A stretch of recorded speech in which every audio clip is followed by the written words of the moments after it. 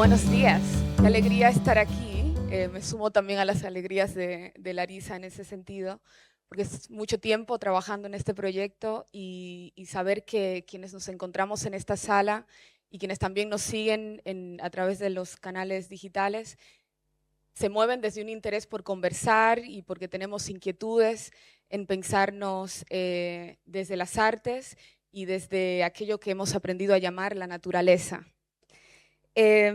Agradecerle a los referentes locales, al equipo del museo y a todo el equipo técnico que ha hecho posible que estemos en este momento, y sobre todo al equipo de la Fundación Arteba, que nos ha acompañado a Belén y a mí a lo largo de todos estos meses, de una forma como con muy buen humor, con mucha amabilidad y profesionalismo, pero también con mucha escucha y voluntad por hacer que el foro suceda. Así que muchísimas gracias. También agradecer a los invitados e invitadas que aceptaron estar acá y presentar sus trabajos, por también tomar el desafío y también aceptar nuestras preguntas. Volviendo sobre la organización del foro, con Gina estamos muy contentas de que este foro se esté organizando, porque si bien la Fundación tiene una trayectoria en desarrollar en el marco de su feria mesas de discusión, con este programa, Conexión Arteba, ese espacio de pensamiento no solo se sostiene, sino que además crece, constituyéndose en un programa autónomo y dibuja otras redes de circulación en el país. Por eso nosotras como curadoras lo celebramos especialmente, porque tenemos la convicción de que este tipo de espacios dedicados al pensamiento y a la discusión son formativos de la escena artística y tienen un efecto concreto en su consolidación. Son espacios que son necesarios para construir, para inventar, para recrear perspectivas de intercambio y de trabajo en el campo del arte contemporáneo, que están en relación con este presente que es bien complejo. Y ahora le vamos a ofrecer algunas coordenadas que pensamos que pueden funcionarnos y acompañarnos a lo largo del día de hoy para como recibir las conversaciones que vamos a estar teniendo. Así que voy a leer un poquito más, pero prometo que lo hago con ritmo. La complejidad del presente dejó de ser una idea abstracta y más bien describe nuestra cotidianidad. Una de sus emergencias, en el sentido no solo de lo urgente, sino de lo que brota desde el mismo suelo en donde estamos paradas, es la sensación compartida de que habitamos un mundo distinto. ¿Pero distinto a qué? Bueno, distinto a las maneras de comprensión desde las cuales hemos aprendido, en términos de categorías tradicionales, a pensar digamos, lo moderno, intentando abordar el mundo. Cuando decimos que estamos en un mundo que es diferente, simultáneamente estamos planteando un problema para la sensibilidad. Porque, ¿cómo vamos a habitarlo? A escuchar, a sentir con nuestra piel cambios que están ocurriendo y que son de dimensiones que desbordan y desbordan la escala humana. Hablamos de procesos irreversibles en las condiciones planetarias tal cual como la hemos comprendido hasta ahora. Visto de esta manera, la relación entre arte y naturaleza no es meramente una temática de agenda. Se trata de abordar un problema para la estética de la contemporaneidad, una cuestión intrínseca a la sensibilidad del presente y que por tanto es justo lo que nos convoca tanto a artistas, a curadoras, a gestores culturales, a investigadores, coleccionistas y agentes del ámbito de la cultura, porque quedarnos fuera de esas cuestiones sería obtuso. Ese límite no es solo un problema de conocimiento, sino de experiencia en tanto experimentación. Es aquello que desde las artes lo comparte el profesor Gregory Cajete, y es esta idea de experimentar el planeta al tiempo que el planeta nos experimenta a nosotras. Por eso este foro aborda el arte no como una condición ajena a la naturaleza, sino precisamente como una práctica que es la naturaleza Y por tanto, pensamos que la práctica artística, científica y filosófica son en realidad estrategias para hacer desde, convocar a y dialogar con la memoria de esa experimentación. Quizás a ustedes también les haya pasado que la complejidad para nombrar la experiencia en la contemporaneidad muchas veces nos deja sin palabras o nos deja en la repetición de unas pocas palabras que comienzan a volverse vacías, imprecisas. Algo de esto también se puede leer en esas aproximaciones que distintos autores de la ecología, de la biología, de la filosofía o también de las artes han tenido recientemente, en los últimos años, en sus intentos de describir en textos nuestra existencia en relación con el planeta. Y allí se ve en esos textos la necesidad de inventar constantemente nuevos términos, o bien de crear otros que integran, por ejemplo, epistemologías indígenas o grafías no occidentales, otras tradiciones de pensamiento. ¿Con qué conceptos precisos, nos preguntaremos en este foro, vamos a describir aquellas prácticas y realidades artísticas que están poniendo en primer plano o trabajando en torno o junto a lo vivo? La emergencia, otra vez la emergencia de estos términos nuevos en el campo del pensamiento trae aparejada además la cuestión de su consenso y de su articulación con el resto del lenguaje. En este sentido, la conversación, que es la figura que abre el título de este foro, Conversando con lo vivo, podría ser esta vez, y aquí es la hipótesis que les traemos, conversar podría ser esta vez ensayar con un grupo de ideas y afectos que se reconocen en caracteres comunes. Ensayar mientras labramos un vocabulario que no es solo de palabras, sino también es de gestos y de presencias. Un vocabulario con el que intentamos acompañar aquello que está emergiendo. Ensayar la conversación sería no solamente intercambiar formas de nombrar, sino también de practicar y de actuar un modo de la escucha. La conversación es la figura, por tanto, que va a organizar este foro no solo como un formato, sino también como una manera de hacer pensamiento en movimiento. La planteamos en tanto un modo de estar, algo que hace aparecer y que nos hace entrar en una coreografía que no está completamente definida de antemano y que por ende va tomando forma con el tiempo y con un tiempo compartido también. Mientras pensábamos el foro, nos interesaba generar condiciones para que distintas prácticas y modos de conocimiento entraran en relación. Las personas que invitamos desarrollan investigaciones que se mueven entre distintos planos de lo abstracto y lo concreto. Y entre todos esos niveles hay una oscilación que pensamos nosotras, que es donde pueden producirse desplazamientos y que seamos afectadas por las reflexiones de estos días. Es por eso que el foro está dividido en 6 bloques que se van a desarrollar en 2 jornadas. Esta es la primera aquí en Mendoza y la segunda sucederá en San Juan el sábado. Y en cada bloque escucharemos, en algunos casos, 3 participaciones, una participación o pares, y tendremos un diálogo entre las personas que están en esos bloques y luego abriremos la conversación a todo el auditorio. Este foro plantea una continuidad y una complementariedad con la edición del año pasado, que contó con curaduría de Alejandra Aguado y de Ferran Barenblit, y que se ocupó de desplegar distintas inquietudes en torno a 3 figuras evocadas: la tierra, el cielo y el tiempo.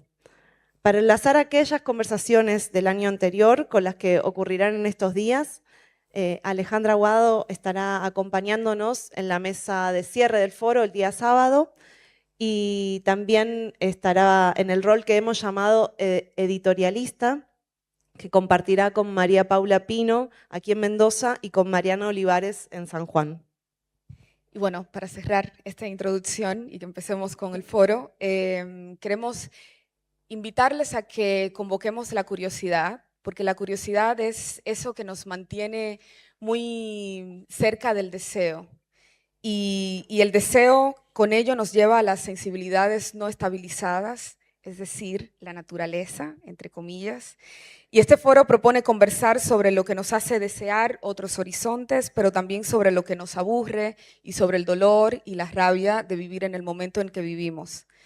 Por eso queremos invitarle durante estos días a atender aquello que nos genere algún tipo de incomodidad o algo que no nos termine de cerrar, porque pensamos que precisamente es esa incomodidad en tanto disenso y esa cosa que no nos termina de cerrar en tantas personas que somos muy mentales desde el arte contemporáneo, lo que nos hace de nuevo llevarnos a la curiosidad y conectar desde ahí y seguir curioseando tal cual en ver por qué no me termina de cerrar o por qué me siento incómoda. Así que, sin más, Belén, cuéntanos del primer bloque. Bueno, voy a presentar el primer bloque, así nos podemos sumergir ya en las dos primeras conferencias del día. Este bloque se titula Imaginarios sobre el alrededor, relación con otras formas de vida, inteligencias y materialidades. Un acercamiento a relaciones con lo vivo que desbordan las categorías tradicionales de lo humano y lo natural, a la vez que afectan y desplazan las nociones fundantes de la obra de arte en el campo contemporáneo. A través de sus prácticas, los artistas Carlos Gutiérrez y Eduardo Navarro ensayan modos de atención y de vínculo que reconfiguran cómo percibimos y cohabitamos en el planeta. Voy a presentar a Carlos Gutiérrez ahora, que nació en San Juan y estudió en la Facultad de Artes de la Universidad de esa ciudad. Participó en las residencias de Urra, Casa Heredia e Hito Cultural. Cursó el programa de artistas en la Universidad de Itela. Sus últimas exhibiciones individuales fueron en la Galería La Mesa de Buenos Aires y en Casa Oso de Acero en Bahía Blanca. Como curador ha trabajado para diferentes instituciones del país y en este mismo museo pueden ver la exhibición En esta noche, en esta tierra de Florencia Breccia con su curaduría también. Y Eduardo Navarro, lo tengo en otro dispositivo, nace en Buenos Aires, es autodidacta y actualmente vive bajo el océano en un área remota de Chile. Su conciencia crea obras arraigadas en el poder deliberado de la incertidumbre, la intuición colectiva y la experiencia del lenguaje no conceptual desde una percepción que trasciende los límites racionales, explorando de múltiples maneras la pregunta principal de su trabajo. ¿Qué nos hace ser seres humanos? Sus exhibiciones colectivas más recientes incluyen Naturaleza Arquitecta en el Museo de Arte Moderno, A Velvet Ant, A Flower and a Bird en el Plotter Museum en Australia. Su obra además forma parte de las colecciones permanentes del MoMA, TVA 21, Walker Art Center, Malva y Museo de Arte Moderno, entre otras instituciones. Carlos, Muy bien. el escenario es todo tuyo. Mientras sube Carlos, voy a presentar, pero anda subiendo. Voy a presentarles este rol que les adelantábamos recién de editorialistas, que es al final de cada bloque, como decía Gina, tendremos un espacio de diálogo entre los oradores y oradoras que hayan hecho sus presentaciones y las editorialistas, que en este caso van a ser Alejandra Aguado, que es, bueno, como les decía, fue curadora del Foro 2025 y actualmente curadora en Malva, y María Paula Pino, historiadora del arte y docente investigadora en la Facultad de Artes y Diseño de la Universidad de Cuyo. Ellas iniciarán la conversación con algunas preguntas que tienen preparadas y luego también abrirán a los comentarios o inquietudes que puedan surgir desde la sala. Ahora sí, sin más, dejamos con Carlos.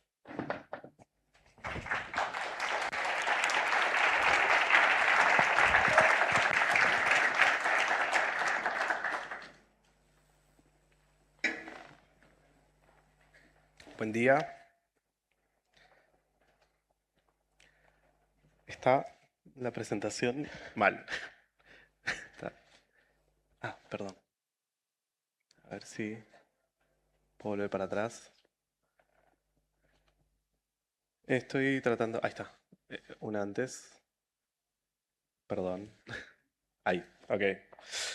Bueno, me van a tener que disculpar, pero yo escribí toda mi presentación para no irme por las ramas. ¿Qué pasó? Ah, ¿no ven? ¿Me muevo un poquito? ¿Ahora? ¿Sí? ¿Estamos bien cámara? ¿Todo ok? ¿Listo? ¿Mi cámara cuál es? Perfecto. Bueno, yo soy Carlos Gutiérrez, hace 10 años que trabajo en el terreno del arte, soy artista, curador y docente. Mi práctica está centrada en engendrar modos de visión no categóricos, pensar matrices para reconfigurar el programa sensible que habitamos y posibilitar intercambios más fluidos entre el arte y las muchas vidas que caben en esta porción de tiempo que nos toca compartir. Para comenzar y para dar algunos indicios sobre mi práctica, quiero compartirles este autorretrato de 2015 que realicé mientras trabajaba con mi papá haciendo una instalación eléctrica. En este tiempo yo andaba con una cámara para todos lados, una camarita de esas digitales grises muy rudimentaria. Tenía que llegar hasta casi la mitad del cielo raso para alcanzar un cable y estando metido en ese agujero pensé, uy, tengo que registrar esto, ya. Puse la cámara en modo automático y tomé estas 4 fotografías. La cuarta que está acá abajo salió mal, pero igual la sumé. Y bueno, cuando mi papá me vio sacándome esa foto, a mí me dio un poco de vergüenza y me disculpé por no estar trabajando, no estar haciendo lo que tenía que estar haciendo. Y en ese momento él me dijo, no pasa nada, siempre hay muchas cosas más que el trabajo en todo lo que hacemos. Esta idea que es muy simple es mi motor para pensar la forma de moverme dentro del arte, ¿no? Siempre hay más.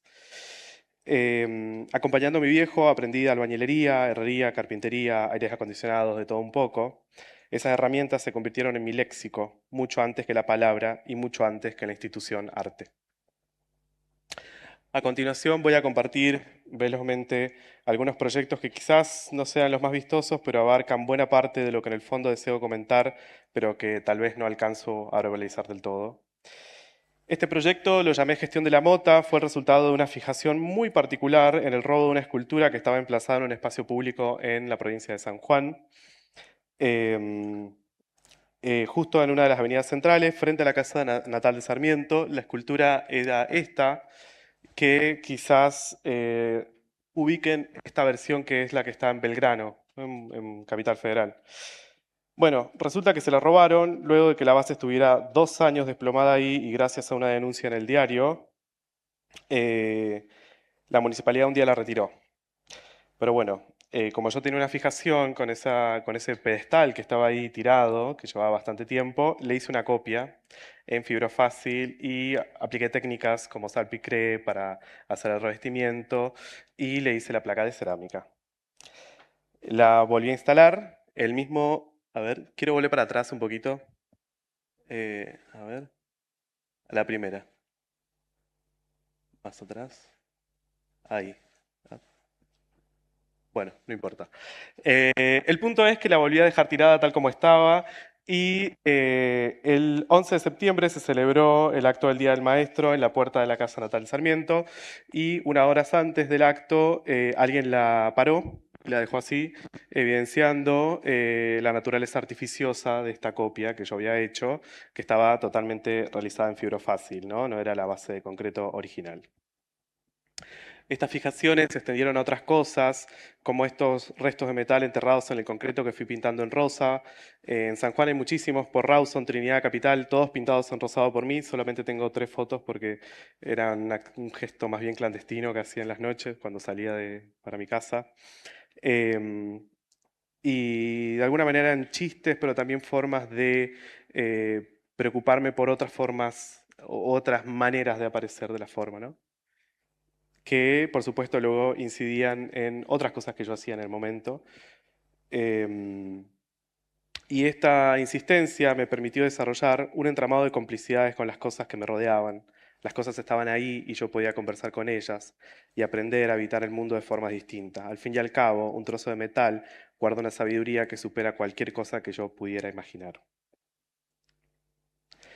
En este camino, el arte, como cosa que aparecía en los libros, en el museo o internet, me chocó de frente y me tomó bastante tiempo amigarme con la historia occidental y sus herencias.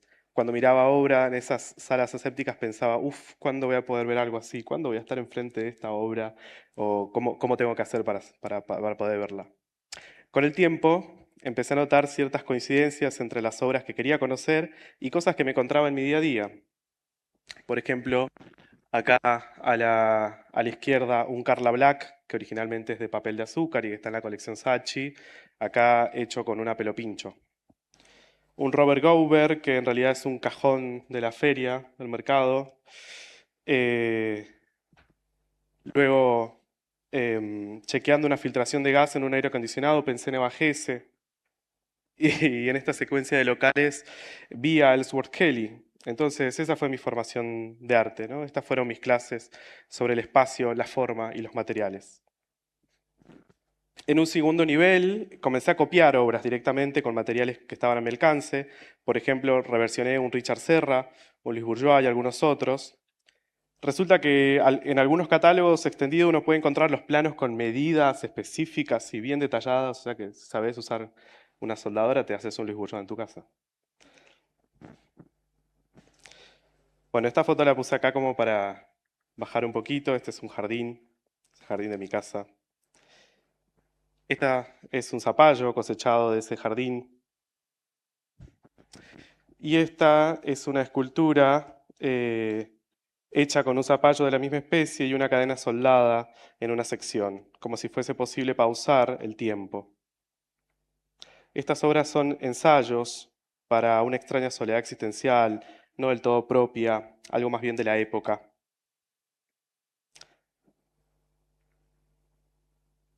Esta pieza está dedicada a Mediagua, que es mi pueblo, que es un pueblo productor de melones. Entonces hice una escultura también con metal soldado y melones. También produce membrillo, Mediagua, entonces usé membrillo para algunas esculturas, que también tiene una cerradura desarmada, porque en ese momento por lo menos estaba pensando que no había lugar donde ir, o sí, pero era en otro lado. Había que inventarlo, había que hacerlo. Por ejemplo, esta obra está hecha con eucalipto y tiene su cajita de Durlock, que es como una casita para sí misma, hecha con hojitas de eucalipto.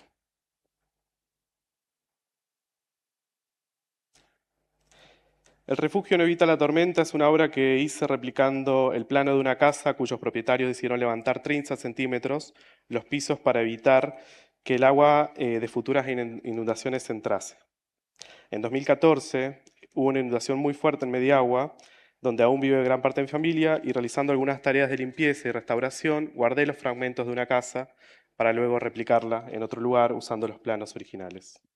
El umbral de riesgo todavía permanece expuesto, Mediagua se sigue inundando al día de la fecha.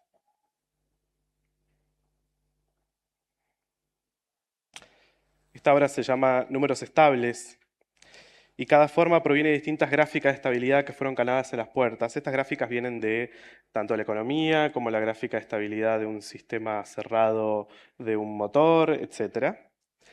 Y el proyecto entero, estas obras vivieron en mi casa, como todas mis obras, las hago en mi casa, entonces están conmigo. Trato de tenerlas ahí, pasar tiempo y entender cómo funciona antes de que salgan. Y todo este proyecto se llama La Siete de los Números y un poco el chiste interno es que estas puertas fueron cortadas. Aquí están en su casa original. Bueno, acá están retiradas y esta es la casa. La idea es que estas puertas corran un poco la misma suerte que yo, buscando dónde vivir en Buenos Aires cuando me fui para allá, yendo de un lado para otro, cargando estas puertas.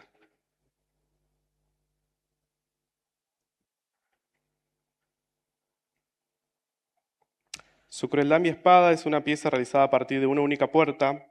Este recorte cuasi quirúrgico sobre la madera, el metal y el vidrio fue realizado minuciosamente desmontando, resamblando la puerta íntegramente. En este caso es Monoambiente, que tuvo un proceso muy similar. Es un proceso muy detallado para poder ejecutar los cortes de manera precisa. Pero hay algo en ese momento de cortar, desarmar, volver a armar, generar otro espacio que es fundamental para poder pensar. Estas dos también son puertas, pero son de otro material, son de doble chapa inyectada con poliuretano expandido, por dentro tienen un alma de metal. y están más vinculadas a poses del cuerpo, apuntan a la fatiga y a la soledad, como estas fotos. Tienen que ver con el desplazamiento, las mudanzas, ir, volver.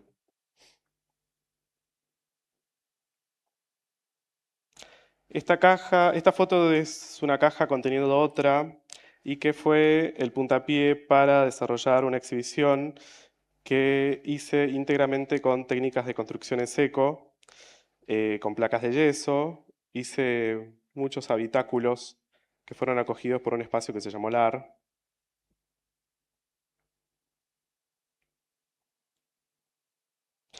Estas esculturas trataban de ser como versiones a escala de casas y del mismo espacio que estaban.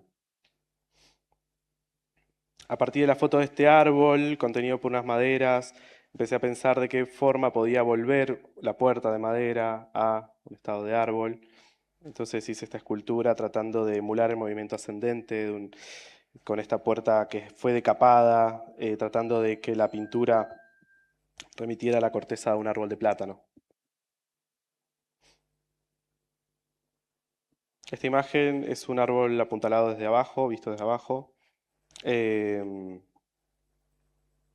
Esta es una obra que se llama Un tronco que piensa en frutos lejanos. Estas obras las hice viviendo en Buenos Aires, ya instalado ahí, preocupado por el aire, los problemas respiratorios. Está hecha con ramas y materiales que me quedaron de instalar algunos aires acondicionados. En Buenos Aires también seguí instalando aire acondicionado y me quedaron algunas cosas.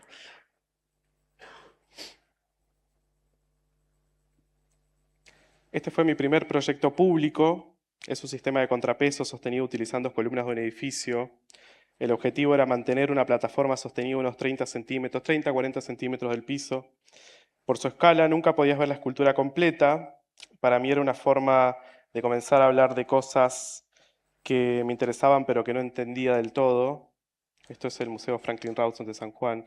La escultura tiene de un lado, en una de las fosas, una plataforma con andamios y por un sistema de roldanas sostiene en la otra fosa esta plataforma de metal.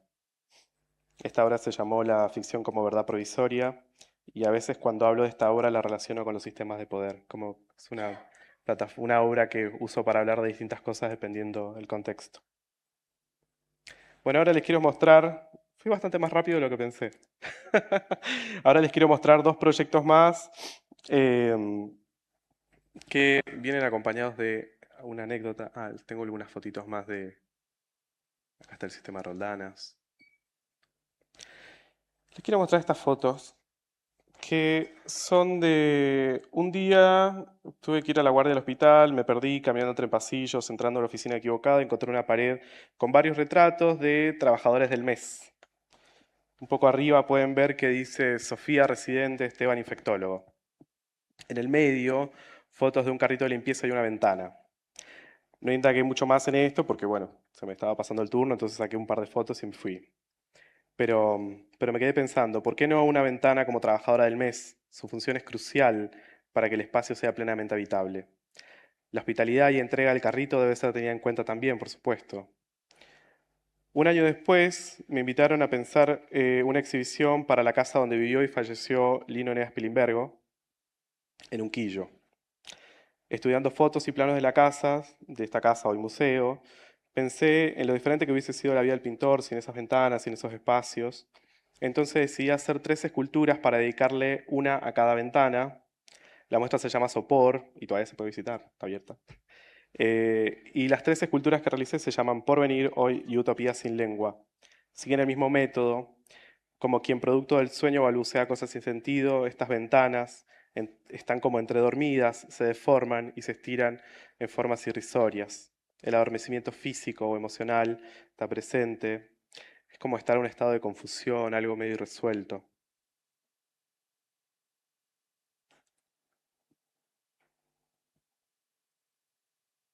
En esta imagen lo que ven abajo es el atril de Spilimbergo, donde hay una foto de Spilimbergo pintando en ese atril, mirando a través de esa ventana. Y ahí está esta escultura que se llama Utopía sin lengua. Otra anécdota. Bueno, resulta que cerca de un taller que tenía en Parque Patricios, había una vidrería y yo la frecuentaba mucho. Y resulta que la vidriera, la dueña, y que era la persona que estaba encargada y trabajaba ahí, tenía, em, tenía fotos familiares mezcladas con fotos de lo que ella decía sus mejores trabajos, ¿no? Y eran su hijo Luis, una mampara, algunas ventanas. Acá están las fotos, se puede ver un poco mejor. El tema es que esta anécdota me hizo pensar en mi forma de relacionarme con las cosas, con el entorno, y me motivó a pensar esta exhibición que hice en la Galería La Mesa, el Espacio de las Deudas, que se llamó El esquivo léxico de las cosas, siendo las cosas dos retratos del equilibrio y otros seres abstractos. Las obras fueron realizadas con algunos muebles de mi casa, puertas y ventanas. La lectura del entorno me permite desarrollar procesos de materiación aplicable a las cosas que hago en general, a la vez que requiere de numerosas acciones ineficaces, reformulaciones y una temporalidad alternativa. Para hacer esta muestra usé muebles de mi casa, o sea que me quedé sin muebles durante un tiempo en mi casa, pero bueno, la muestra quedó divina. Usé mi mesa, usé las cosas que tenía, ¿no? Bueno, el punto es que unas semanas antes de cerrar la exhibición, me pareció que necesitaba sumar algo más, que faltaba una obra, que había algo que no estaba del todo resuelto en la exhibición y que necesitaba un anclaje al tiempo que fuese más directo, que tuviese algo que fuese un poco más palpable. Acá está la obra en mi casa, antes de irse a la muestra. Entonces presenté esta escultura 6, que fue la obra que sumé a la muestra y que la mostré el día mismo del cierre. Le doy play. ¿Cómo le doy play, Mora? No.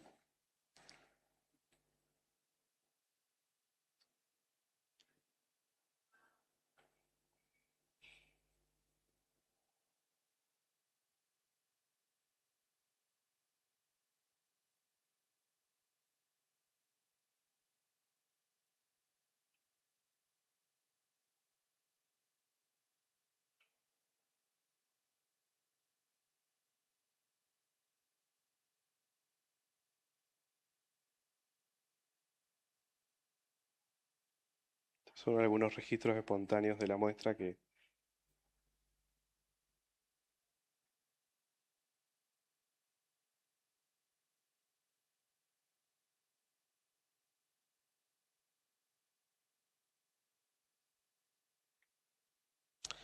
Creo que para performar nuevos procesos de materiación, efectivamente hay que desestabilizar las barreras entre lo humano y lo no humano. Y esto puede hacerse por los medios más rudimentarios, con una rama, unas hojas, una puerta. Un mundo nuevo puede estar siendo soñado hoy mismo por un martillo, por una almohada o por un trozo de madera. Y eso tiene que ser hoy, puede ser cualquier momento, ¿no? Porque hoy, hoy es el punto en el que estamos repensando y reconstruyendo nuestras relaciones con todo. Eso es todo. Muchas gracias.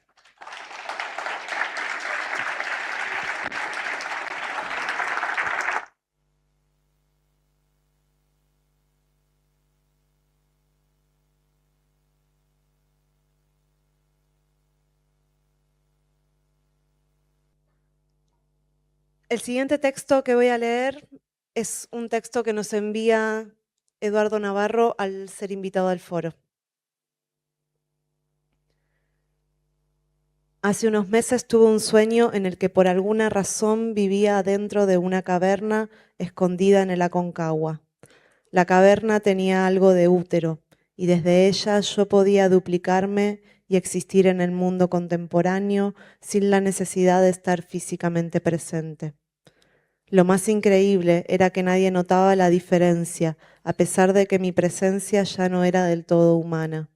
Por alguna razón, a nadie parecía importarle que yo fuese yo o que no tuviera apariencia humana.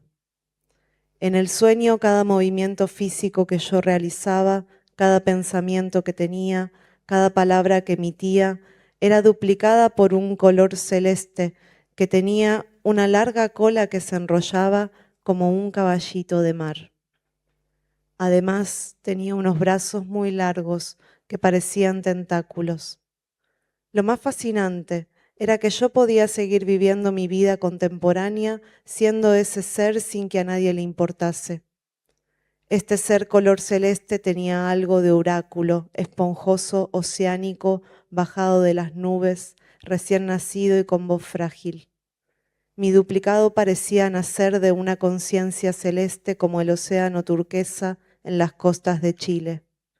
Su cuerpo me permitía nadar en todas las direcciones del espacio y el tiempo.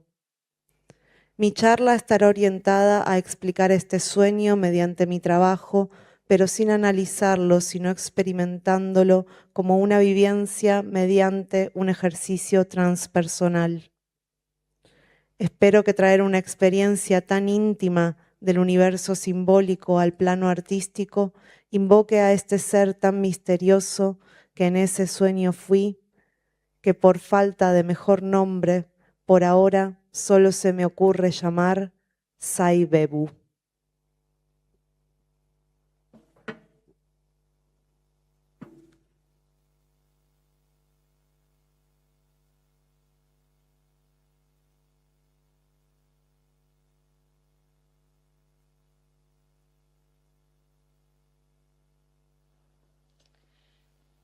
Aquí estoy acompañada de ese ser que apareció en un sueño reciente de Eduardo, Sai Bebu, y es quien nos responderá el día de hoy alrededor de la práctica de Eduardo.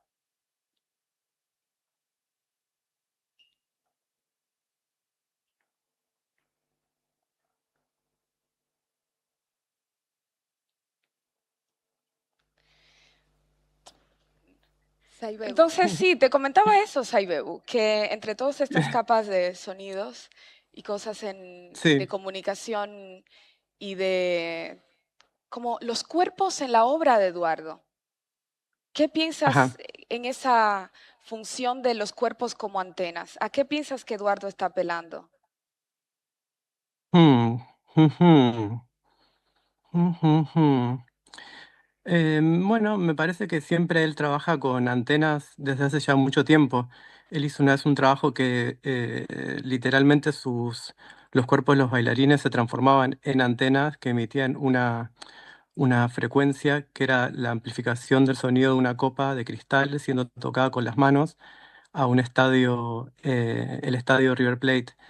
Entonces, él cree que el cuerpo humano ya naturalmente es una antena que absorbe y que por supuesto también emite señales de todo tipo, desde olores a recuerdos, sueños. Existen miles de formas que esa antena emite y consume. Y desde ya que hay un montón de publicidad en esa radio que generalmente es difícil de que las personas asuman ese spam mental lleno de publicidades, pero bueno, igual él no le presta mucha atención a las publicidades. Y también tú sabes que tengo la impresión de que su trabajo requiere de abandono. ¿Por qué crees que Mm. hay esa insistencia? ¿Te referís como abandono, como cuando uno deja un gatito o abandono como trascendencia? La segunda, sí. Ah, bueno, es como que él está todo el tiempo tratando de buscar que haya una transformación genuina, entonces cuando esa transformación ocurre, sí o sí tiene que ocurrir un abandono del punto de origen. Es como tratar de llegar a B y estar todo el tiempo pensando en A. En algún momento ese A tiene que olvidarse y dejarse atrás. Entonces, si hay un abandono o hay una transformación real, después ya uno cuando regresa a A ya no es más, es A.2. Entonces, él le interesa regresar a A.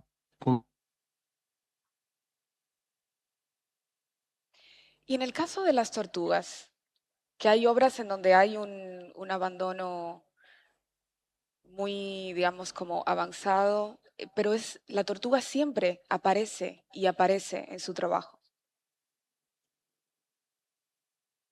¿Qué está Sí, no señalando sé la si, como creo tortuga? que el término, la tortuga, bueno, él cuando era muy pequeño dibujó una tortuga sobre patines.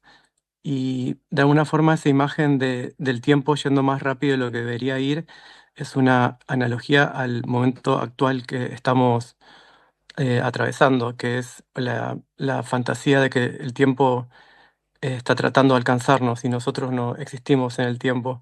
Entonces la tortuga es un símbolo que actúa como como un puente al entendimiento de lo que es el tiempo, pero no el tiempo humano, sino el tiempo en el que existimos adentro del tiempo, no como una percepción que se mide y que se conceptualiza.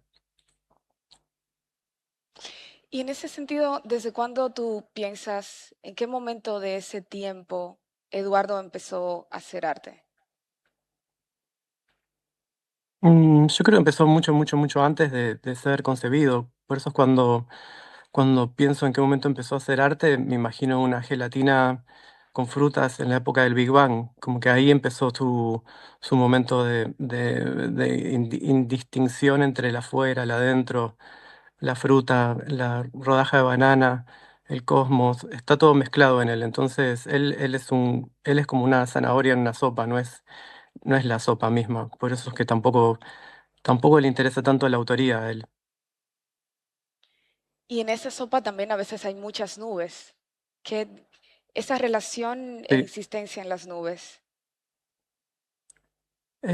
Creo que la relación que tiene él con las nubes está más que nada eh, inspirada porque es una suerte de puente hacia su meditación, a su vínculo con lo que está más allá de lo humano. Entonces, en ese vincularse con las nubes hay una manera de entender la identidad como una nube que no existe y que existe y que a la vez tiene agencia y no tiene agencia y es propia pero no lo es y que está todo el tiempo sujeta a que haya millones de personas diciendo, ah, mira, esa nube tiene forma de un gato jugando con un ovillo de lana y en realidad la nube no se hace cargo de eso.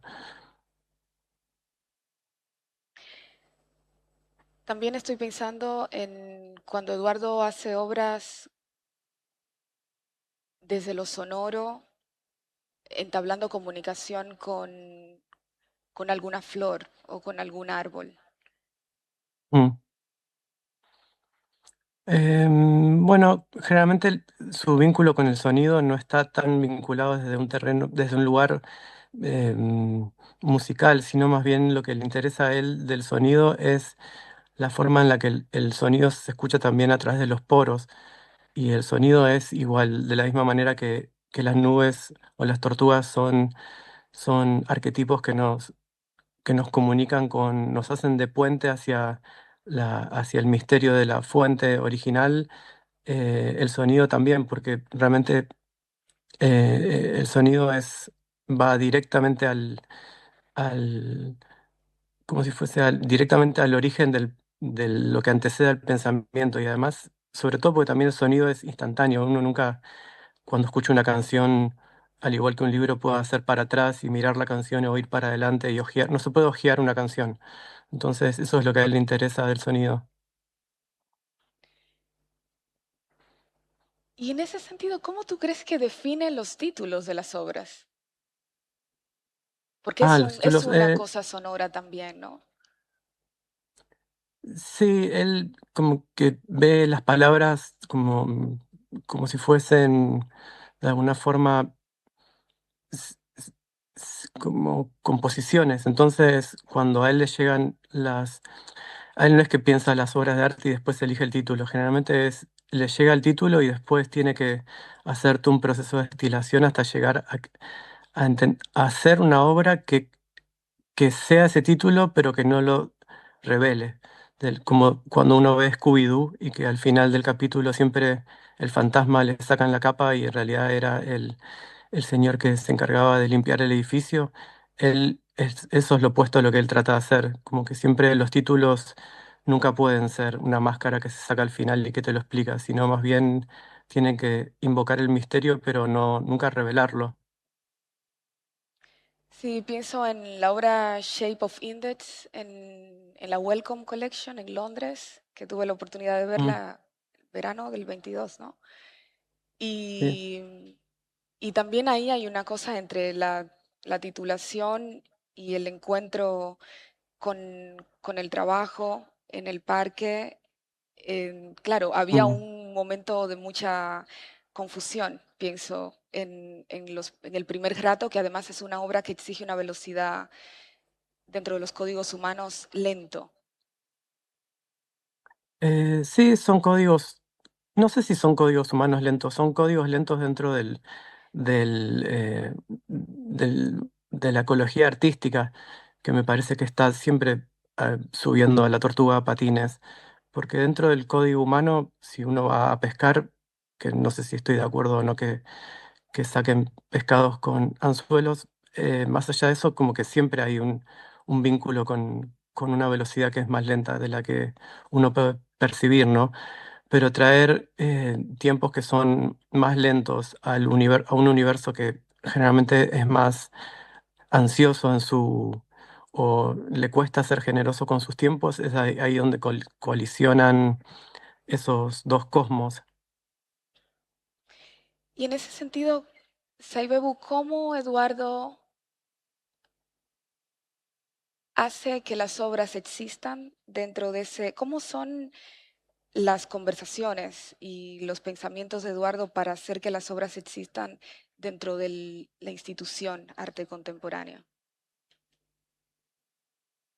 No, es muy simple. Él simplemente se imagina que es una pecera la institución. Entonces, por ejemplo, cuando él hizo Octopia, que fue invocar un pulpo y a través de, como, no sé, como 2000 bailarines, simplemente pensó el museo como un tanque, en donde tendría que haber comida y tendría que haber como que el agua esté limpia, que tuviese oxígeno, que hubiese alimento para el pulpo, pero no, siempre está en función de darle la mayor longevidad posible a que la obra encuentre un medio, si es acuoso o no, como por ejemplo ahora que eh, yo soy una obra de arte, pero el medio mismo está actuando como una señal que me emite. ¿Y los dibujos en tanto medio? Porque está muy presente en la práctica de Eduardo. Sí, él en general él no practica mucho, como que todo lo que hace lo hace, sale en el momento y dibuja todo el tiempo, entonces llega un momento donde es como tocar un instrumento, él sale solo, entonces es una especie de oráculo instantáneo y personal, porque muchas veces los dibujos dicen cosas que en el momento él no entendía y después pasa un año y este dibujo claramente captó algo. Entonces, los dibujos tienen algo parecido como a, no sé, como que en la hoja se deja un quesito y después vienen de a poco un montón de animalitos curiosos y ahí es donde se saca una foto. Entonces, el dibujo es la captura de esa información que estaba en el aire, pero él no la controla, no es el autor de esos dibujos. Tampoco su mano es más así como sí, es más como el juego de la copa, la mano. Saibebu, muchísimas gracias por esta primera conversación. Vamos a sumar ahora a Carlos y a Belén a que se nos unan en el escenario y ahí continuamos Buenísimo. hablando. Gracias. A ti. Un besito.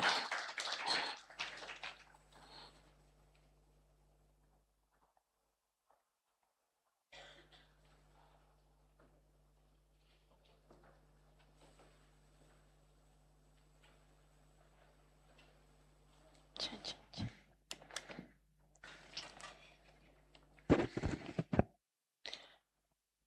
Más cerquita.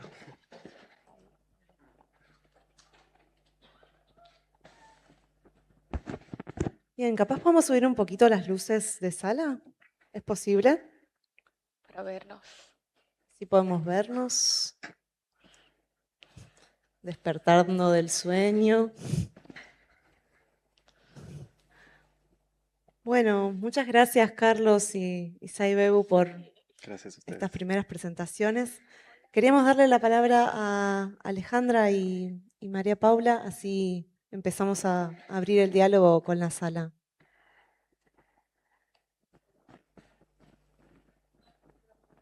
¿Hay algún micrófono por ahí?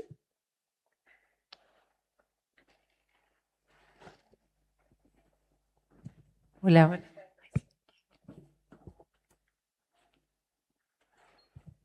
Hola, Carlos. Hola, Saibeu, y a través de Saibeu, hola, Edu. Bueno, gracias por su presentación. Es que difícil ahora retomar esta charla. Apareció una figura para mí entre las presentaciones de ambos que es interesante y que es el horizonte, ¿no? Como un lugar hacia el que se dirigen estas esculturas o estos seres como multidireccionales. En el caso de Eduardo, este pulpo eh, lleno de esos tentáculos que se dirigen hacia arriba, abajo, que se arrastran y que flotan. Pero también, Carlos, en tu trabajo, me pareció que el horizonte era ese lugar desde el que vos, si bien no aparece de manera directa, es desde el que vos te plantás y plantás tus obras, ¿no? Es ese lugar sobre el cual crece el agua, o es ese lugar al que apuntan esas estructuras partidas y que van hacia abajo, ¿no? Y desde el cual incluso después vos también flotás. Entonces me preguntaba, Carlos, tal vez podés contarnos vos un poco cómo pensás ese horizonte o esa búsqueda en realidad de sacarnos de ese punto de vista a través de esas esculturas, por lo general quebradas y permanentemente buscando un eje sobre el cual hacer equilibrio. Em, el horizonte, o sea, buscar otro horizonte tiene que ver con alterar el modo de visión. Tiene que ver con mirar el mundo como lo miraría una roca, mirar el mundo como lo miraría un árbol, mirar como y estar en el mundo de otra manera, ¿no? Entonces, eso implica que los puntos de vista son infinitos, que son o sea, hay que desarrollar el órgano sensible para poder entrar y ver eso, y ver desde esos ángulos, ¿no? Entonces, hay un trabajo muy minucioso, muy poco práctico, muy a contrapelo, muy lento principalmente también, y que puede tener esos desenlaces medios caóticos o erráticos, y, pero también implica como ganar ese nuevo lenguaje, ¿no? Esa nueva forma de estar. El horizonte es clave. Bueno, viniendo de San Juan, el horizonte es la cordillera. Entonces hay algo ahí para mí muy importante de que siempre tener un punto de vista, ¿no? Como decía, que bueno, para arrancar algo veo acá. Em, y mi práctica ahora está enfocada justamente en eso, en poder eh, multiplicar esos puntos de vista, básicamente. Hola, sí, buenos días. Bueno, tenía una pregunta para Eduardo, Saibeu. así que no sé, le voy a preguntar a Saibeu, ¿cómo se imagina que sería pensando en este ecosistema del arte y también en la museificación de sus obras, pensando que tal vez quisieran otros seres más adelante en un futuro saber qué fue de la obra de Eduardo? Em, ¿Cómo se imaginan los registros que dejaría pensando en esta cuestión que la obra es más hacia la experiencia, en estas duplicaciones? Si tal vez la narración de lo que se vive con sus obras sería un registro válido, o si tal vez otros seres tendrían que dar testimonio de sus obras, de su existencia en un futuro.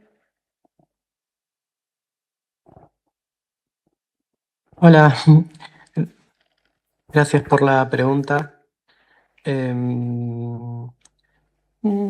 No, yo creo que como que el trabajo de Eduardo es bastante parecido como esas sopas que uno compra que salen más o menos un peso, que uno pone agua caliente, pero que en la tapa de la sopa figura que hay como una especie de pollo a la naranja, con cebollas y chaufán. Y cuando uno pone agua caliente, después abrís la tapa y ocurrió algo que en definitiva era 100% real. Entonces, creo que hay algo importante de separar entre lo que es la documentación y la experiencia.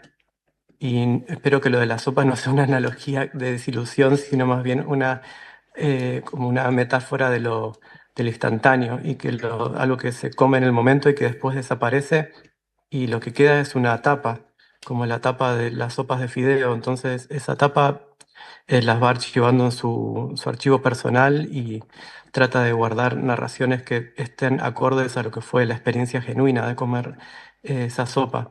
Pero siempre va a existir esta dualidad entre la tapa de la sopa y lo que es comer la sopa, porque es instantánea. Gracias. Y le quería preguntar a Carlos también, por ahí vos cuando hablas de tu obra mencionás esto de la geolocalización de los materiales, mencionaste por ahí en algunas que nos mostraste el membrillo como producto de la zona de medio agua, el melón. Te quería preguntar también como artista curador y como artista en esa experiencia como técnico de oficios y creo que eso afila esa experiencia como técnico de oficios y creo que eso afila un montón tu observación sobre los materiales. Si también nos podías contar alguna experiencia con públicos que vengan también fuera del mundo del arte, qué sé yo, un técnico de aire acondicionado que haya observado algo en tu obra que al comentártelo te haya servido también para seguir explorando en los materiales y en las propuestas. Bien, wow. Voy a... ¿Este se escucha bien o cambio? Sí, se escucha bien. Perfecto. Voy a desarmar un poquito la pregunta en partes. Primero que nada, yo soy, o sea, en esta presentación entenderán que he resumido mucho el marco teórico porque me interesa mucho la teoría, estoy mucho tiempo en eso, entonces traté de resumir un montón de cosas, pero en general soy muy crítico de las políticas identitarias respecto de estas asimilaciones directas entre si sos del norte haces este tipo de obra, si sos del sur haces este tipo de obra, ¿no? Entonces hay algo ahí que me interesa desconfigurar. Pero eso no quiere decir que no me apropie de mi léxico generado, experiencias directas en esos entornos, ¿no? Entonces es más que nada mi punto de vista, mi léxico material y procedimental está forjado a través de esas experiencias y con esas experiencias yo salgo a la cancha, ¿no? Luego, por supuesto, cuando me encuentro con otros entramados artísticos, incluso como el de Buenos Aires, el de Capital Federal, tengo ciertos puntos de desencuentro, ¿no? Donde quizás mi práctica es como, che, pero ¿por qué esto no es de tal manera? ¿Por qué no es tal cosa? ¿Por qué no estás haciendo otra cosa que deberías estar haciendo? Y por lo pronto me estoy dando el tiempo necesario como para transitar todo esto lento y apostar a algo que intuyo puede funcionar. Eso respecto de mi práctica y mi forma el arte, tanto el mío como el de los artistas con los que trabajo, ¿no? En general trabajo con artistas de todo el país e incluso artistas que sus trayectorias, artistas emergentes de 60 años, ¿no? O artistas cuyas trayectorias quizás no han sido valoradas aún por las instituciones, entonces muchas veces el trabajo que hay que hacer es muy minucioso, muy desde registrar las obras, archivo 30 años de producción y qué sé yo, pero que por eso digo es como un trabajo muy lento quizás y muy pausado y tiene ciertos puntos de visibilidad, pero van por otro, digo, el objetivo es distinto. Creo que me fui por las ramas, no sé si era eso lo que me preguntaste. Segunda, después, me había preguntado algo más. En términos de si hay una persona, por ejemplo, Ah, trabajadora. ok, Ajá, sí, ok, ok. sí, sí. Eh, el punto es que yo trato de hacer una obra que exista en tanto provocación y en tanto desvío, ¿no? Como no es importante que haya demasiado, sino que, mira, esto se puede ver distinto, o este corrido de lugar produce otra cosa. Esto, por supuesto, lleva a muchos lugares donde me dicen, o sea, mi obra es leída una estafa, ¿no? Como, che, pero tu obra es un pedazo de melón, no sé qué. Claro, perfecto. Y ahí aparece el chiste, che, entonces si yo tengo un pedazo de melón en mi casa y le clavo esto, tengo una obra, por supuesto. O sea, hay algo de la experiencia estética que produce eso corrido del lugar, que para mí es clave y que eso es lo que un poco trato de hacer con el arte, ¿no? Como diversificar los puntos de vista y decir, che, esto también podría ser. No importa si no tiene ficha técnica, o sea, lo importante es que eso ahí dislocado está haciendo que vos veas algo distinto en el mundo. Sí. ¿Está alguien Perdón, por ahí, Sí. si estamos recurriendo a este mundo del oficio, Sí. trabajando con materiales vinculados a los aire acondicionados, la Sí. electricidad, lo cotidiano, los muebles, pienso Tal en un cual. carpintero, alguien que viene de ese oficio, ve tu obra y tal vez tiene una empatía desde otro lugar, que por ahí la devolución que puede hacer o lo que observa justamente en esto de observar, tiene otra experiencia con eso y por eso la pregunta iba más por ahí, de si habías tenido alguna vez alguna devolución desde ese lugar y si eso había generado alguna dislocación dentro de tu propia pregunta o en tu propia búsqueda respecto de los materiales y demás. Perfecto, sí, las tengo todo el tiempo esas devoluciones porque también trabajo mucho cuando digo, las técnicas que tengo a veces me quedan cortas y necesito asociarme. Pinteros, otras personas que mejor y de las cuales empiezo, o sea, aprendo. Y siempre los intercambios son cargados de muchísima complicidad, por suerte, por lo menos las experiencias que he tenido, ¿no? Como hay algo en el ejecutar una tarea que es más importante que todo, ¿no? Que antes que preguntarse si es una obra, si es un mueble, qué va a hacer, es ejecutar esta tarea, realizar pulir esta madera bien, es lo importante. Y entonces eso ya provoca un montón de conversaciones, siempre han sido amorosas, por suerte. ¿Puedo hacer una más, Belu? Sí, por supuesto. Solo Volver a quería Saibeu. recordarles a quienes nos están viendo por streaming que pueden hacer preguntas a través del chat y que también las vamos a levantar desde acá. Y Todo también tuyo. mientras pregunto, si hay alguien que quiere hacer alguna pregunta desde el auditorio, que vayan levantando la mano así sabemos a quién pasar el micrófono. Vuelvo a Saibeu. Pienso cómo en esta práctica o en este modo de existir proyectándose y multiplicándose o duplicándose en el tiempo y en el espacio de manera inmaterial, cuán importante es en la práctica de Eduardo o en esta presencia de Saibeu el contacto que veo acá materializado en el gesto del abrazo que Gina está sosteniendo desde hace un rato con Saibeu y también el echar raíz, ¿no? Cómo esos gestos se complementan con esa práctica que busca permanentemente proyectarse, ¿no? Más allá de lo material. Buena pregunta. No sé si hay un interés de, bueno, es lo que hablamos de la emisión de una radio, como naturalmente todo está emitiendo y transmitiendo, pero creo que no sé, creo que hay algo de la indistinción de las partes que hace que, que yo sea una obra de arte en este momento. No sé si importa mucho más allá de la experiencia lo que puede después ocurrir. Me parece que ahí es donde lo único que puedo que él nunca habla en términos de práctica, porque es solo lo que está ocurriendo en ese momento. No hay un interés más allá de eso.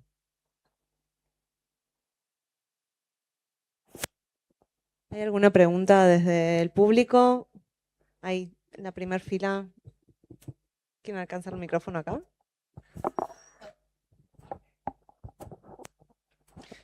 Gracias.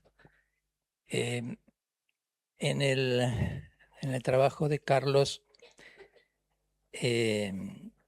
encuentro que hay como una fuerte despersonalización en relación con el oficio, con los instrumentos, con las cosas. Me parece muy importante lo último que dijo Carlos, de que estamos en un momento en el cual estamos reevaluando, revisando nuestra relación con las cosas. Me parece que es muy importante. Y veo que en esa despersonalización está la obra del martillo, la obra de la almohada, la obra del membrillo.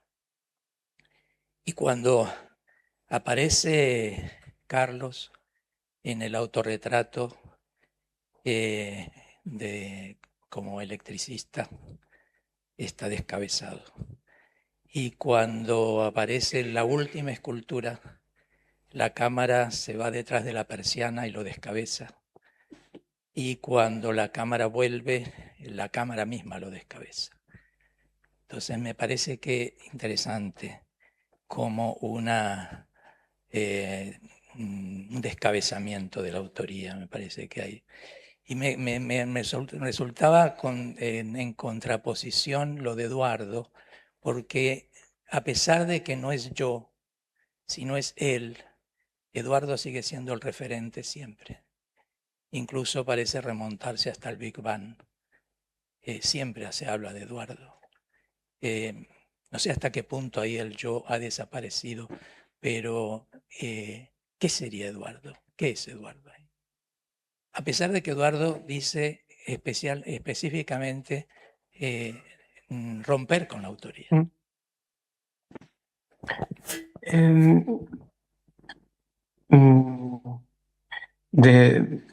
Si puedo hablar en nombre de él, no es que él quiera romper con la autoría, sino que la fantasía de no tener que cargar la autoría es lo que hace que la obra sea orgánica. Entonces, por eso es que él trabaja con nubes y con volcanes, trabaja con plantas, porque de esa forma, al convertirse en una colaboración, es una colaboración que ya pone en duda dónde empieza la autoría, porque antes de Eduardo estuvo su mamá y su mamá también, entonces como que todo es un anillo que va actuando de la misma manera que actúa la cara o mi cara en este momento y se expande a través de Saibebu hacia el público y después entra en internet, entonces es difícil eh, establecer un límite.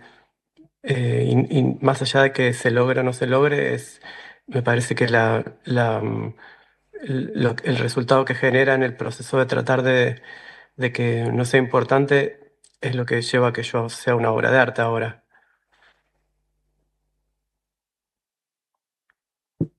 Yo, Saibebu, quería preguntarte un poco en esta misma línea, en relación a la obra de Eduardo, ¿en qué medida la obra es o no es una traducción hacia lo humano de otras experiencias de lo vivo? Un poco vos venís nombrando, bueno, las nubes, el viento, algunos animales, las flores.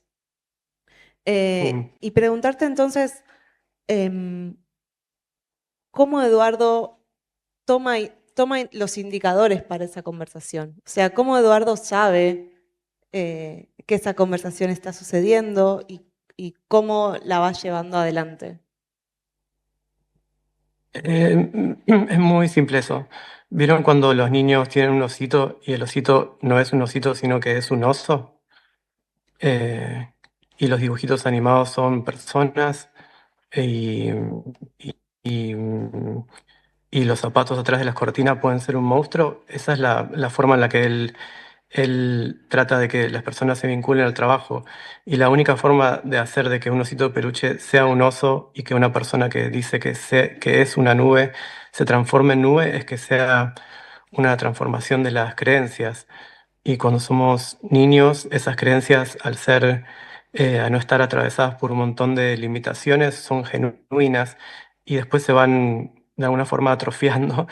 Pero la mejor forma de poder hacer que las personas sí accedan a que se conviertan en un pulpo colectivamente es a través de la creencia. Y esa creencia siempre tiene que ocurrir de alguna forma con algo que es similar al juego. Porque en todos los juegos, cuando uno juega ajedrez, no está pensando el caballo no es caballo, en realidad es una pieza de madera tallada. El caballo es caballo y el rey es rey, entonces eso es crucial para que el trabajo funcione. Si no se convierte en una obra de teatro y no es la idea. No son representaciones, son transformaciones. Gracias. No sé si tenemos alguna pregunta más del público. Hay varias manos. O desde el streaming también. Por acá, por allá. No sé si me toca a mí, ¿sí? Dale. Bueno, muchas gracias, Carlos y Saibebu. No, le quería preguntar a Carlos, más allá del punto de vista del cambio de percepción de las cosas, ¿qué tipo de relación vos generás con las cosas? Te quería preguntar. A veces parece de liberación, a veces de sometimiento, a veces, bueno, de cambio de punto de vista. Y si se pueden inventar nuevo tipo de relaciones a partir de tu arte, si pensás eso. Y por último quería preguntarte si sentís que el equilibrio es un tipo de relación posible o si vale la pena buscarla.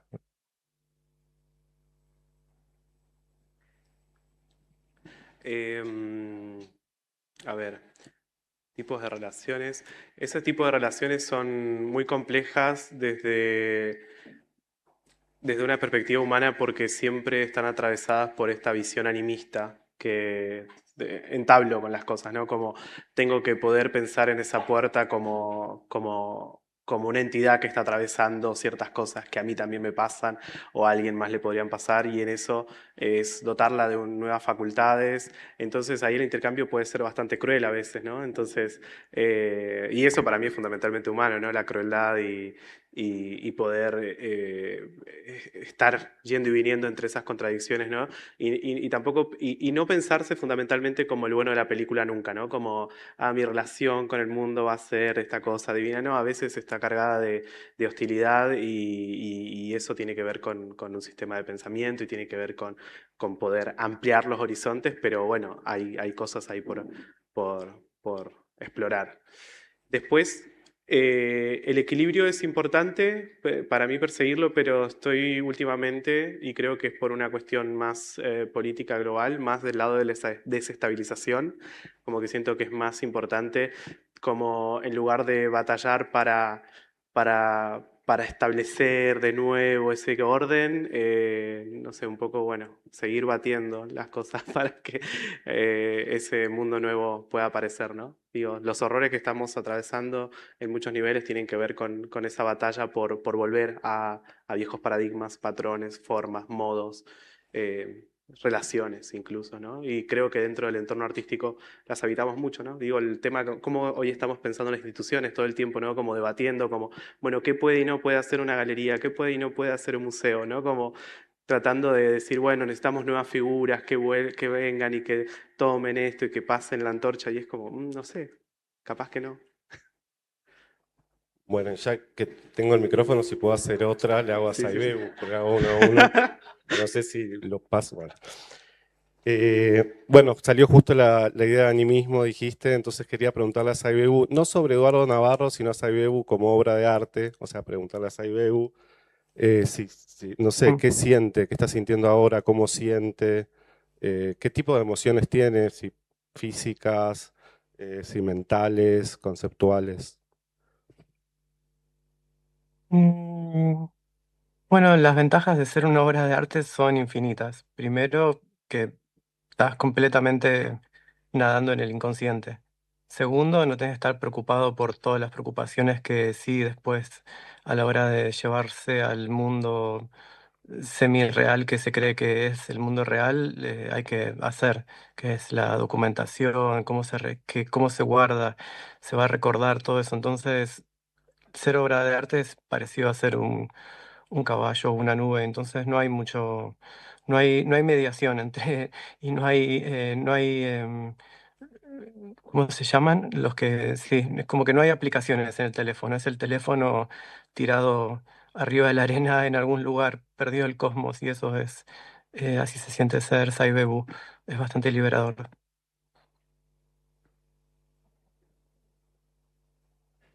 Bien, ¿alguna otra pregunta? Había otra mano por ahí Sí. levantada. Hola, ¿qué Ahí está. tal? Buen día. Bueno, muchas gracias, Carlos y Saibeu. Me interesó mucho, Carlos, lo que encontré en tu obra, mucho humor, mucha ironía, y hablaste de la obra de la Roldana y de la chapa que está en el Franklin Rawson, que dijiste que en función del público que le está viendo es un poco lo que vos decís sobre la obra, y me gustaría preguntarte qué dirías sobre esa obra con este público en arte, en Conexión Arte Va. Gracias por la pregunta. Muy bien.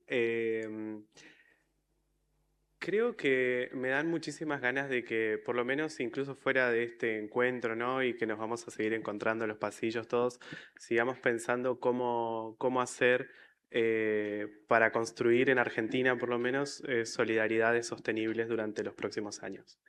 Que creo que estamos atravesando cosas que nos tienen a los artistas, a los agentes culturales en general, como muy ahí al límite, como tratando de estar en una situación de equilibrio, y el arte sigue siendo esa plataforma donde las fantasías todavía persisten. La pregunta es si esas fantasías son acorde, están en sintonía con estas realidades y con estos sistemas de cuidado cruzado, ¿no? Entre todos, o sea, cuando digo esto de que esa obra va cambiando es porque justamente creo que la obra es la idea de sostener algo, ¿no? Cómo sostener algo y cómo hacer para sostener eso, que puede ser algo como una conversación, tanto como un sistema, una institución, lo que sea. Me dan ganas de seguir pensando y conversando. Gracias. Bueno, mi pregunta va a lo que sucedió con el silencio, ¿no? En general, la imaginación necesita cierta aplicación a una identidad que, como dijiste vos bien, hay que deconstruirla, ¿no? Como fijación, como condensación absoluta. Uno viene arte va, es decir, deconstruye, construye, hay movimiento y demás. En un momento dado, sentí que había una armonía en la construcción que se va dando hasta que se produjo un silencio, un corte de la tecnología, una tecnología que se animó en el sentido de qué piensa Seirudo cuando él no tiene la palabra, cuando no puede decir y depende de otro, ¿no? Esto que habla de una otredad necesaria. ¿Y qué palabra pudimos haber puesto? Yo creo que soy portavoz un poquito de qué nos pasó a todos acá en ese silencio, sentí como una exigencia de ponerle palabra a espectadores en donde nos unimos con ustedes, en ese momento de incertidumbre, ¿no? De silencio, de sinsentido, gracias a Dios. Yo trabajo con la falla en mi actividad, así que me parece que cuando se retoma y aparece la palabra, me preguntaba qué le sucedió a este mediador del artista, que es una obra de arte, que también está animada desde lo sentí, ¿qué le pasó ahora con no poder hablar? Pregunta. Qué buena pregunta. La verdad sentí bastante alivio.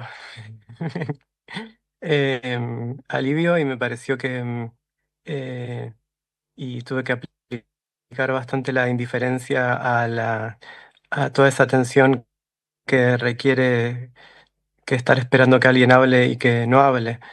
Pero me parece que siempre esos silencios tecnológicos también hablan de algo que, que está completamente a merced de la vulnerabilidad de, de nuestras palabras, ¿no? Y me parece que cuando existen los accidentes y las fallas, ocurre algo que es muchísimo más genuino y más místico. Tal vez la charla entera podría haber ocurrido sin que Saibebu hable y hubiese sido tal vez otra forma de comunicación, que todos estén en silencio y solamente se pregunten por qué no tengo piernas.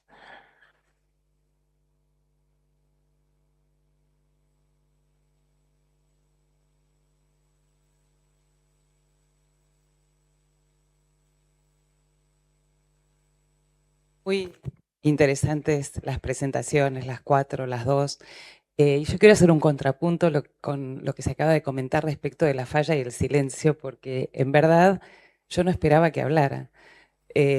Para mí, Saibebu se sentó contigo y empezaron a fluir las imágenes y yo entendí que era el fluir de lo que Saibebu conectaba con su imaginación y que nos traía reflexiones sobre la obra, o sea que la obra estaba funcionando. De hecho, casi debo decir que cuando se notó que era una falla me decepcioné un poco. Porque además hay algo congruente en los dos trabajos, en las dos presentaciones, quiero decir, y que la falla funcionaba, que es, ambos hicieron mucho hincapié en la incerteza, dejando abiertos los caminos de cada obra, en términos de proceso, e invitando al otro, sea el técnico, sea el espectador formado, el no formado, etcétera, a entrar en la obra. Incluso fue más radical Carlos cuando terminó diciendo, bueno, en todo caso, que alguien tome un melón y le ponga un cuchillo y haga la experiencia estética, más allá de la ficha técnica, ¿no? Que ahí hay un gesto también antiinstitucional interesante, con toda la reflexión que vos traes sobre las instituciones a su vez, ¿no? Entonces, bueno, un poco en los dos casos me parece interesante esa cuestión de apertura, y Saibebu, podés seguir tranquilo sin hablar, que funciona igual.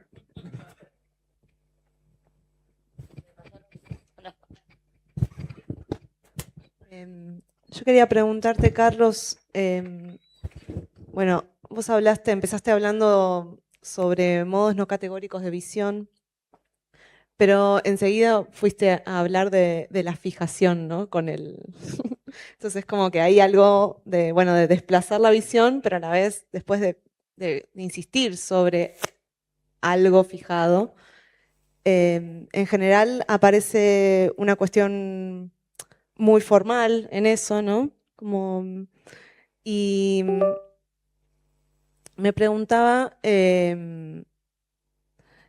cómo aparece, además de esa fijación con lo formal, cómo se cuela quizás en algunos de tus trabajos y en algunas no sé, de las conversaciones que hemos tenido, que te he escuchado hablar de esto, la historia social y la tradición popular, ¿no? Desde los terremotos de San Juan, que son algo muy presente en la historia de la ciudad, hasta ciertas devociones populares, como podríamos nombrar a la difunta Correa.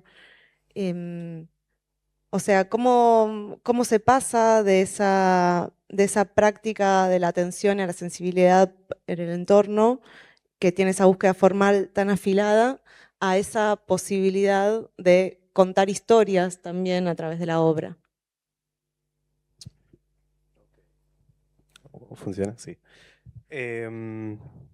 Bueno, sobre lo de pensar de manera no categórica, pero luego establecer fijaciones absurdísimas, tiene que ver con habitar algo que dentro del pensamiento geológico se llama el movimiento como más del podría que, ¿no? Vivir ese gran podría ser que por aquí haya algo, ¿no? Quiero desestabilizar este sistema, pero a la vez quiero pensar si es que capaz que no, que sí, que tal vez, ¿no? Y, por ejemplo, pensémoslos en torno a la crisis climática, ¿no? Como todo está perdido o no, nada está perdido, todo está ok, pero ¿qué pasa con el podría que todo esté perdido? Y ahí decía, ok, bueno, tengo que decidir, ¿hago algo para que se salve o me quedo en el molde y que se pierda? ¿No? Entonces, ese podría, ese lugar indefinido es tremendamente productivo. Yo coqueteo con ciertas fijaciones para acercarme a cosas y trato de calibrar el punto en el que las abandono, a pesar de que después capaz que las retomo, como cíclicamente, o vuelven a aparecer.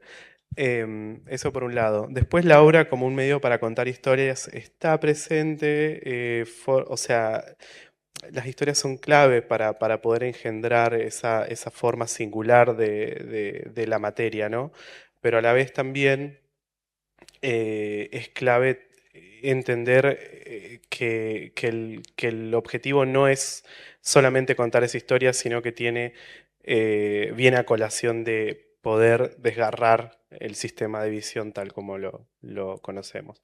Entonces, quizás ahora hablo de visión, pero en general me interesa hablar también de la historia social de los materiales, o sea, es algo importantísimo, ¿no? Cómo aparece un material, de qué manera es trabajado, qué materiales, técnicas y procedimientos se van perdiendo, ¿no? Y que quizás ya no hay personas que puedan seguir ejecutando la técnica, etcétera.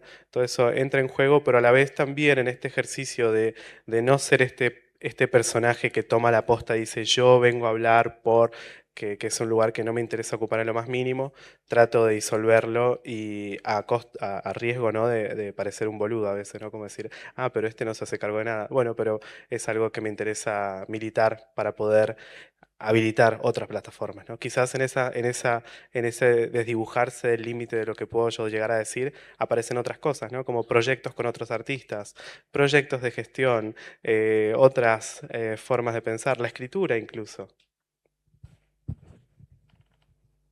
Bueno, estamos llegando al final de este momento. Nos queda unos minutos para alguna última pregunta del público. No sé si desde el streaming hay alguna. Para Carlos o para Saibebu. Allá veo una mano. Hola, Carlos.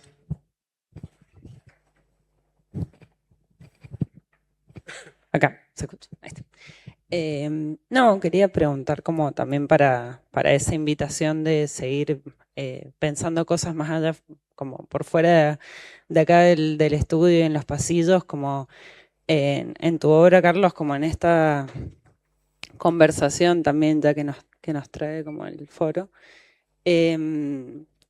Como yo, además de que otras cosas que planteaste, como, no sé, como algunas cuestiones que podrían ser eso más hostiles, también siento como mucha sensualidad y si hay como, o qué tipo de vínculos hay, o qué tipo de conversaciones sensuales, afectivas de otro tipo, surgen ahí con las materialidades, con las cosas, y que si hay alguna de esas cosas que se puedan como, no sé, que nos puedan ayudar a pensar como esas otras formas de generar entornos como más amables entre grupos y entre geografías. Eso. Sí, entiendo. Sí, esto de la sensualidad es fundamental, pero para abordarlo me parece que hay que recurrir a categorías prediscursivas, ¿no? Como prescindir de las palabras y empezar a recorrer las cosas. Por ejemplo, algo que yo hago mucho es vivir con los materiales, mucho tiempo, de la manera más poco práctica que se puede, tipo mi casa llena de huevadas, pero vivir con los materiales para entender también cómo son, ¿no? Cómo se comportan, cómo funcionan, y eventualmente cómo estarían en una casa que no sea la mía, ¿no? Como de qué manera estarían viviendo ahí. Y también moverse a partir de una curiosidad profunda, ¿no? Y total, que es muy, más bien del tacto, ¿no? Y por eso también creo que me asocio muy rápidamente a la escultura antes que a cualquier otro medio, porque hay algo sobre moverse con los dedos que es clave, ¿no? Y además los materiales dicen todo después, o sea.